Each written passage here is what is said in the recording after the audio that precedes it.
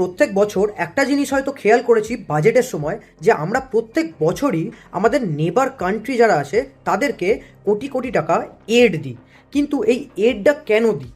কারণ কি আমাদের নিজেদেরই তো টাকার প্রবলেম চলছে, কিন্তু সেই জায়গায় আমরা মানে নেবার কান্ট্রিদের কোটি কোটি টাকা এড দিচ্ছি।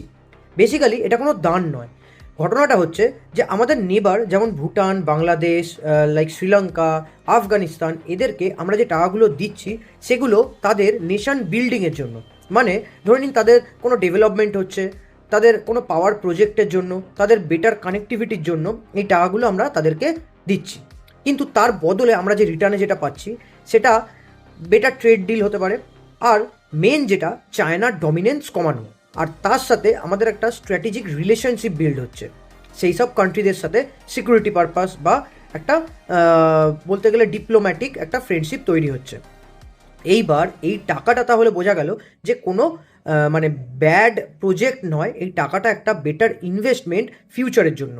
তো আপনাদের কি মতামত আমাকে জানান, আর এরকম ভিডিও পেতে আমাকে ফলো করতে ভুলবেন না। ধন্যবাদ।